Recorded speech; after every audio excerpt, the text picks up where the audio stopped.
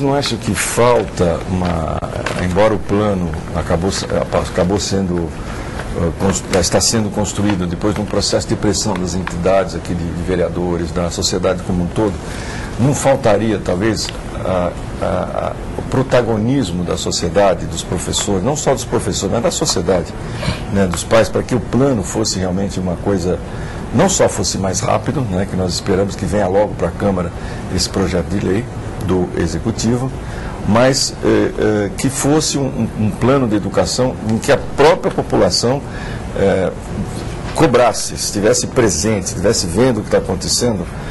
Você acha que seria importante isso? As questões de divulgação do plano foram talvez o aspecto onde houve mais pecado no trabalho. Né? Houve uma dificuldade muito grande de verba, de tempo, para que realmente fosse divulgado para a sociedade. E outro empecilho que eu vejo é que nem sempre os interesses são coincidentes. Né? Nós tivemos realmente batalhas polêmicas durante a conferência. Né? O professor Ismael citou agora a questão referente aos profissionais de carreira e a terceirização, né? Num processo muito difícil de votação, muito doloroso, né? Foi decidido na conferência a extinção imediata dos convênios. E isso não foi aceito pacificamente pelos atores das conveniadas. Então, os interesses são conflitantes muitas vezes.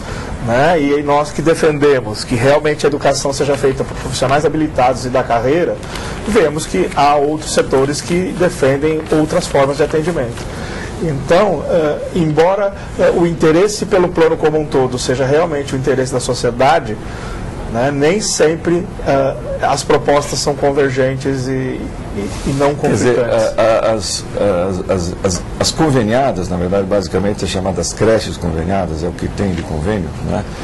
Elas surgiram em função de uma demanda quase que explosiva que ocorreu por um ensino mais elementar, pelas creches, né? E o governo não tinha toda a possibilidade de suprir essa demanda. Quer dizer, até pouco tempo as creches eram ligadas à Secretaria de Assistência Social. Exato. Né?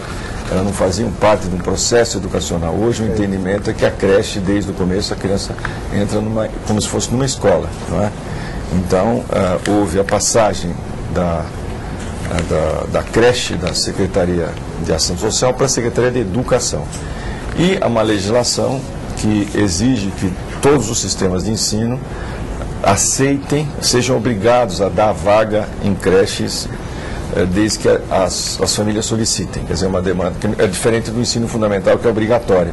Quer dizer, obrigatório, quer dizer, a pessoa, se o pai não colocar o filho na escola, o governo tem que ir lá buscar a criança e, né, obrigar a criança a estar na escola. No caso de creche, é uma questão de decisão. Então, infelizmente, a obrigatoriedade do ensino passou agora a partir dos 4 anos.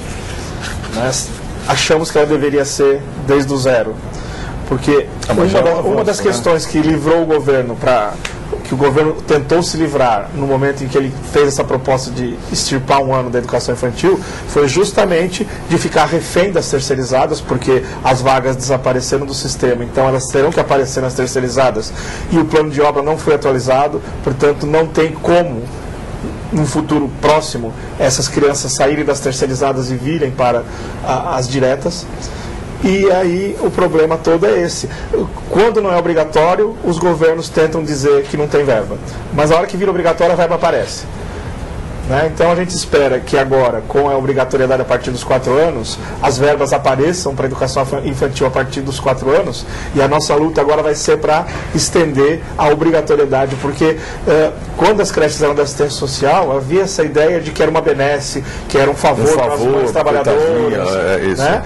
Agora clareza outro, né? Que é um direito da criança, né, o atendimento desde 0 anos e, portanto, precisa que corresponda a esse direito da criança um dever das prefeituras de oferecer esse atendimento. Professor Ismael, como o senhor vê que o plano de educação poderia ajudar, por exemplo, na questão, até pergunto para o professor João, né, a gente não vai ter muito tempo mais, mas bem rapidinho essa resposta, poderia ajudar, por exemplo, nesse drama que é a desvalorização do professor. Quer dizer, fala, mas o professor é desvalorizado, não é reconhecido pelo poder público e, consequentemente, a imagem do professor é continuamente desgastada na sociedade.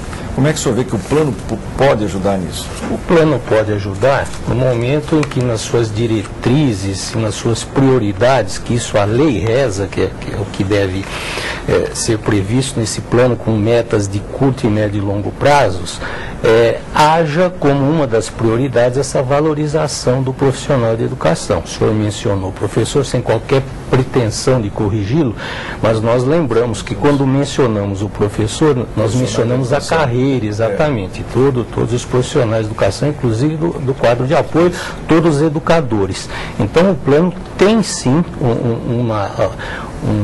uma possibilidade de assegurar, com a pressão das entidades representativas, o senhor mencionou há pouco esse protagonismo desses profissionais e também da população. Então, num trabalho assim bastante responsável e sistemático, direcionado para que essas metas sejam cumpridas, em especial a valorização dos profissionais, isso é factível. No caso específico dos CIs, complementando uma fala nossa, essa integração, efetivá-la de fato ao ensino municipal, que ainda há muito para ser feito nesse sentido, já que a exceção, que era uma emergencial, o fato das terceirizadas, se nós nos descuidarmos, passa a ser a regra, e nós não vamos admitir. Como é que o senhor vê, assim, rápidas palavras, essa questão da valorização do profissional da educação? Nós do Cinesp vemos que a valorização do profissional da educação não passa só por salário. Nós temos que ter condições de trabalho, nós temos que ter um programa de saúde adequado, e nós temos que ter um número menor de crianças por turma, nós temos que ter os módulos adequados e completos. Então, o plano tem como transformar todas essas questões em metas palpáveis, que sejam cumpridas independentemente de qual o governo que esteja de plantão na Secretaria da Educação. Bom, nós vamos... O nosso tempo foi muito curto hoje, parece que foi mais curto que os outras vezes, né? É que o assunto é muito interessante, dois professores muito importantes aqui. Eu queria então agradecer ao professor Ismael Nery Palhares, que é presidente da APROFEM, e ao professor João Rodrigues de Souza, que é presidente do Cinesp, por essa importante contribuição nessa nossa conversa sobre o plano de educação da cidade de São Paulo. E até uma próxima oportunidade.